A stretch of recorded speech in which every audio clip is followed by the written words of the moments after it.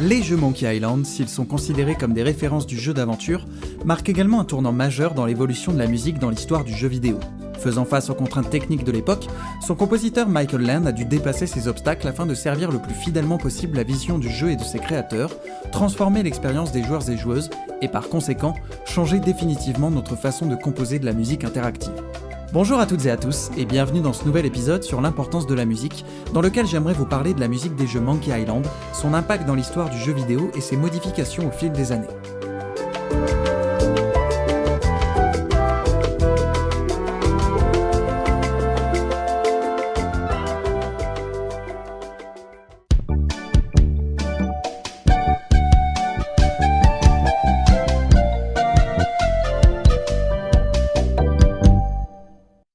Nous sommes en 1988 et le jeu vidéo connaît un essor suite au crash de 1983, qui voyait Atari subir d'énormes pertes économiques jusqu'à la sortie de Super Mario Bros en 85.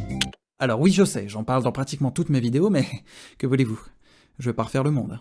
C'est à cette époque qu'on voit arriver l'émergence des premiers jeux point and click, incitant les développeurs à repenser le jeu vidéo. Ron Gilbert, employé chez LucasArts, que Dieu les garde, a l'idée d'un jeu d'aventure mettant en scène des pirates dans une version fictive des Caraïbes. Accompagnés par Tim Schafer et Dave Grossman, tous les trois créent une œuvre qui aujourd'hui encore reste iconique. The Secret of Monkey Island est un succès prisé pour son univers, ses puzzles et son humour.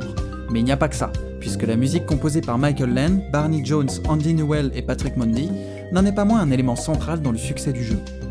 Michael Land est considéré comme le compositeur principal du jeu puisqu'il intervient dès le début de la production, réalisant par la même occasion sa première musique pour le jeu vidéo.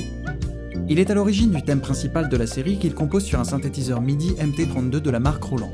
Apportant une alternative haut de gamme aux cartes son de l'époque, le MT32 possède une bibliothèque sonore de 128 samples et 30 sons de percussion basés sur des échantillons sonores d'instruments, ce qui permet de se rapprocher d'un son organique. Voilà à quoi ressemblait le thème dans sa version originale.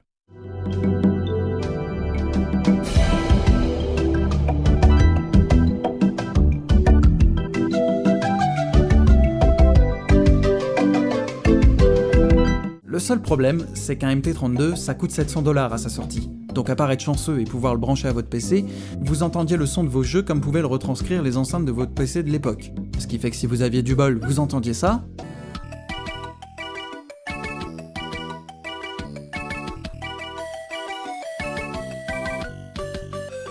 Ou alors vous entendiez ça.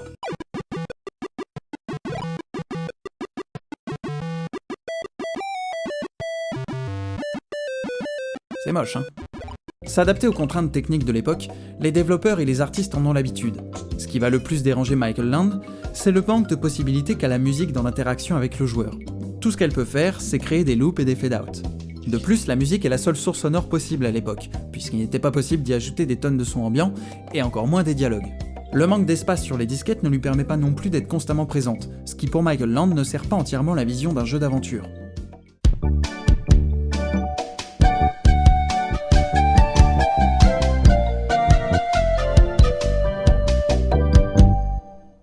Du coup, Michael Land décide de développer son propre moteur audio. De janvier à juin 1991, il va s'atteler avec l'aide de Peter McConnell à la création de iMuse, un système de musique interactive qui va non seulement permettre à la musique d'être constamment présente, mais qui va également lui permettre de créer des transitions fluides, d'ajouter ou enlever des instruments selon l'action que fait le joueur. C'est le début des systèmes horizontal et vertical, qui depuis ont eu un impact considérable dans la création de la musique interactive. L'idée est que chaque zone possède un thème musical propre et que celui-ci évolue en fonction des endroits que visite le joueur à l'intérieur de ces zones. Le village de Woodtick possède un thème principal que l'on peut entendre lorsqu'on est à l'extérieur.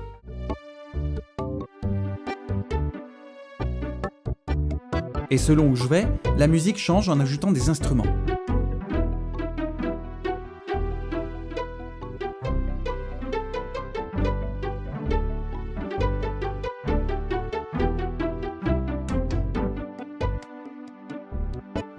Est-ce que vous arrivez à entendre la transition musicale ?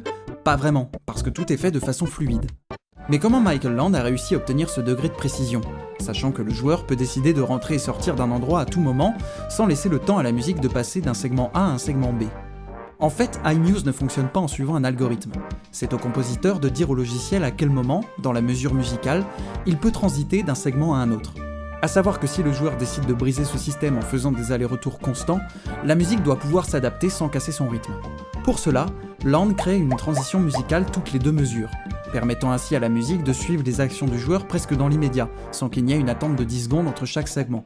Au total, le compositeur crée plus de 150 transitions pour chaque zone de chaque île, qui vont être lues de manière aléatoire afin d'apporter de la diversité dans la musique. Il faut se rendre compte qu'à l'époque, avoir un jeu qui possède une musique constante, capable d'évoluer en fonction de vos actions tout en développant des thèmes musicaux pour décrire le monde et les émotions des personnages, c'est considéré comme de la sorcellerie. Cependant, les contraintes techniques sont encore présentes, et certaines machines, comme l'Amiga, qui à cause de son manque d'espace, ne possèdent que 90 minutes de musique sur les 3h30 de composé. Certains thèmes ou variantes de thèmes sont absents, comme on peut le voir dans ces exemples.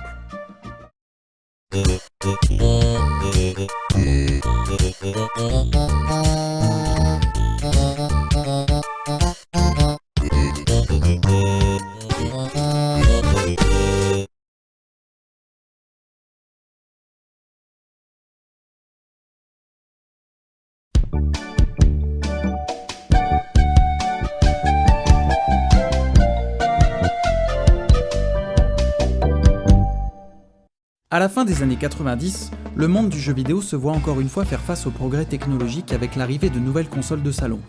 Remplaçant les disquettes et les cartouches, le CD-ROM possède un espace de stockage bien supérieur aux autres supports, et qui dit plus d'espace, dit plus de possibilités. En musique, cela se traduit par l'arrivée de fichiers digitaux en remplacement du MIDI, et par conséquent l'enregistrement de musique jouée par de vrais musiciens. Les compositeurs se voient dans l'obligation de repenser leur composition, mais également le rôle et la place de la musique dans le jeu vidéo au milieu des autres sources sonores qui viennent s'y ajouter, et principalement les dialogues. No thanks. See ya. The Curse of Monkey Island, 3e jeu de la série, sort en 1997. Il est le premier de la saga à bénéficier d'une musique préenregistrée, mais également d'un doublage pour les personnages. If I could reach land, I might find water and some food. Fruit maybe. Something to fight off the scurvy and help me get my strength back. Afin d'obtenir le même résultat musical que Monkey Island 2, Michael Land utilise de nouveau iMuse et mélange musique enregistrée et informations MIDI pour apporter toutes les subtiles variations aux thèmes musicaux. Après ça, la série accueillera un 4e épisode en 2000, qui musicalement suivra le même modèle sans pour autant être de même qualité, car Michael Land quittera son job chez LucasArts pendant la production du jeu, avant de revenir en 2009 sur le titre Tales of Monkey Island développé par Telltale Games. En 2022 sort Return to Monkey Island, qui ramène toute l'équipe d'origine à sa production. Niveau musique, on refait la même chose que pour les autres, mais en plus grand. Au lieu d'avoir une loop de 2 minutes comme pour le premier, on a maintenant une loop de 50 minutes qui évolue selon les endroits où vous allez. Donc toujours plus de transitions, toujours plus de variations. Remis au goût du jour dans son design et son gameplay, tout en gardant son univers et son humour, Return to Monkey Island est considéré comme le 2e meilleur jeu de la franchise. Pour moi en tout cas. Non, parce qu'en fait, c'est avec ce titre que j'ai découvert la saga, que je connaissais que de nom, et je l'ai tellement aimé que j'ai eu envie de découvrir les autres jeux. Du coup, j'ai découvert les 2 premiers jeux grâce à leur remaster, sortis en 2009 et 2010.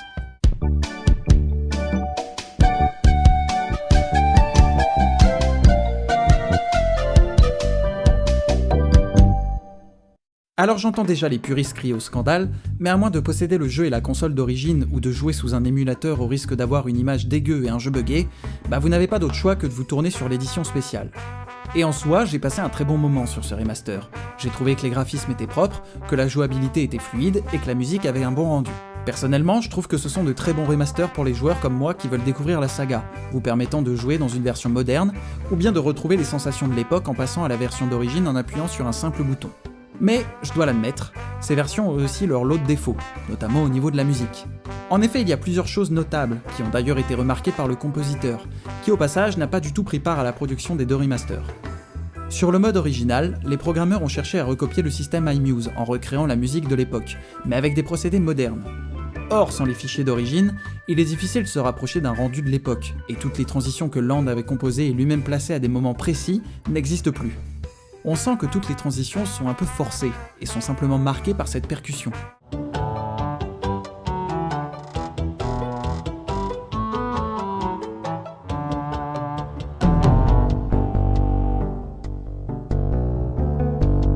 Pour le mode HD, la musique a été réenregistrée par des vrais musiciens pour ensuite être implémentée dans le jeu.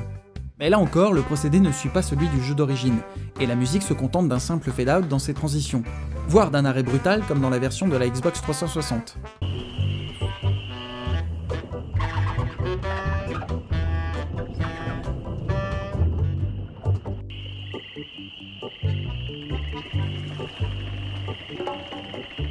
Alors, c'est pas une question de c'était mieux avant, c'est juste que recréer un son d'une époque propre à une machine sur une autre machine ne vous donnera jamais la même sensation que le son d'origine.